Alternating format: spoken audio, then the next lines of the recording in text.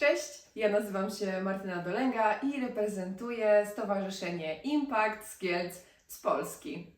W swojej pracy zajmuję się prowadzeniem warsztatów muzycznych, głównie z wykorzystaniem instrumentów perkusyjnych, instrumentów etnicznych, ale także zajmuję się szeroko pojętym upcyclingiem, odnawianiem ubrań i tworzeniem rzeczy zdatnych do recyklingu, czyli tak zwanym rękodziełem ekologicznym. Moja przygoda muzyczna zaczęła się od gigantycznej pasji do muzyki. Od zawsze, od dziecka już kochałam muzykę. Bardzo często wykorzystywałam też różne przedmioty domowe do grania muzyki na nich.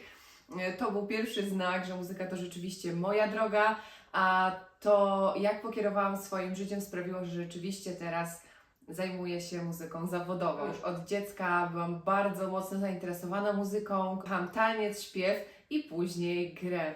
Swoją drogę zaczęłam już w gimnazjum, potem moje zainteresowanie przeszło na różnego rodzaju instrumenty etniczne i tak już zostało. Zdecydowałam się także na wybór studiów muzycznych, które ukończyłam na stopniu magistra i od tamtej pory niezmiennie moje życie oraz moja praca to muzyka.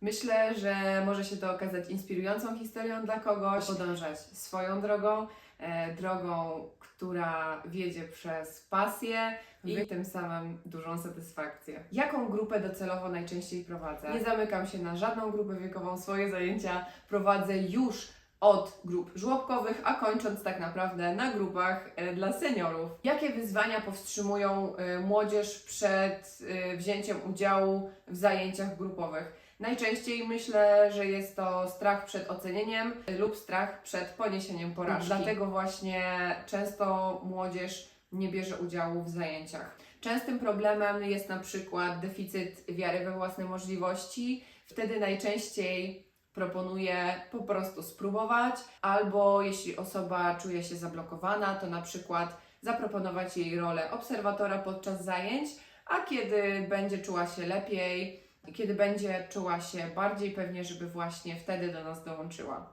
Myślę także, że młodzież przed wzięciem udziału w zajęciach zatrzymuje ciężar przyjęcia na siebie obowiązku lub strach przed brakiem możliwości wypełnienia tego obowiązku. Jak wspieram młodzież w pokonywaniu tych wyzwań? Przede wszystkim ustalam z nimi wspólny plan na działanie.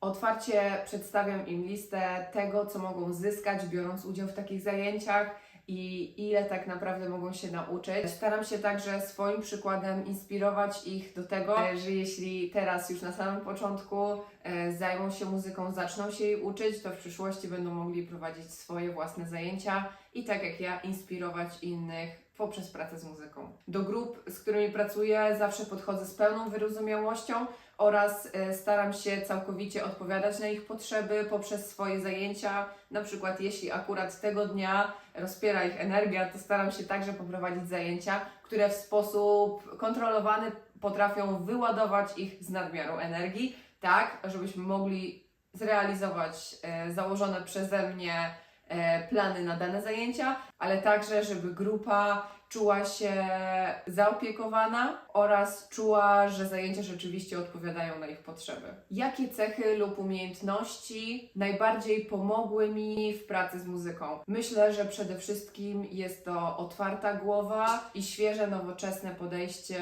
do potrzeb, jakie ma teraz młodzież. Myślę, że zdecydowanie także pomaga mi w tym wyrozumiałość i przede wszystkim przyjazne podejście. Ważną zasadą w zajęciach, które prowadzę, jest dobrowolność.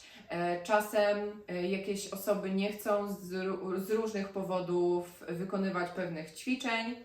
Daję na to przyzwolenie, bo uważam, że muzyka powinna sprawiać przyjemność, a jeśli ktoś czuje, że nie chce brać udziału w danej części warsztatu, jak najbardziej na to pozwalam. Taka osoba zawsze może w momencie, kiedy poczuje się lepiej, z powrotem dołączyć do zajęć. Myślę, że buduje to szczególnie w dzieciach i młodzieży poczucie sprawczości i tego, że sami mogą decydować o tym, kiedy godzą się na daną rzecz, a kiedy nie.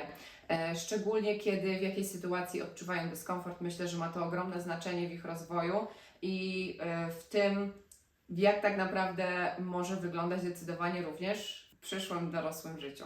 Jak najbardziej w pracy z muzyką ciągle rozwijam swoje umiejętności, takie jak chociażby umiejętność zarządzania czasem swoim oraz innych ludzi. Nowe metody, takie jak na przykład wykorzystanie neurodydaktyki w pracy z dziećmi i z młodzieżą. Umiejętność odpowiedniego zaplanowania zajęć oraz samodzielne egzekwowanie własnych planów. Myślę, że to takie najważniejsze umiejętności, które ciągle rozwijam. Czy było jakieś szczególne doświadczenie, które zmieniło moje podejście? Myślę, że są to przede wszystkim moje własne doświadczenia z okresu, kiedy to ja byłam nauczana muzyki, ale także podczas studiów, kiedy to ja sama uczyłam się podstawy programowej i już wtedy na tamtym etapie widziałam, co mogłabym lub co chciałabym, żeby się w niej po prostu zmieniło. Jakie wskazówki dałabym osobom, które po raz pierwszy chciałyby użyć narzędzia, jakim jest muzyka? Przede wszystkim chciałabym zachęcić te osoby do tego, żeby po prostu próbowały. Bardzo ważnym jest ustalenie swoich priorytetów oraz celów, czyli tego, co chcemy osiągnąć dzięki muzyce i w jaki sposób chcemy to zrobić. Zachęcić ludzi do wspólnej gry, do wspólnego muzykowania, także zastanowienie się na tym, jaką drogę muzyczną chciałyby te osoby przyjąć i zachęcam oczywiście do znalezienia takiej własnej drogi muzycznej, w której dzięki temu, że jest ona nasza, własna, będziemy mogli ją na dowolne sposoby rozwijać i odkrywać ciągle na nowo. Czy doświadczam konfliktów i różnic w grupie, w której pracuję? Oczywiście, że tak. Czasem te konflikty są mniejsze lub większe, ale zawsze stawiam na to, żeby dotrzeć do źródła tego konfliktu oraz tego, jak szybko można je rozwiązać. Najczęściej w momencie, kiedy w grupie pojawia się jakieś napięcie, proponuję po prostu jakieś ćwiczenie muzyczne, które będzie w stanie rozładować negatywne emocje.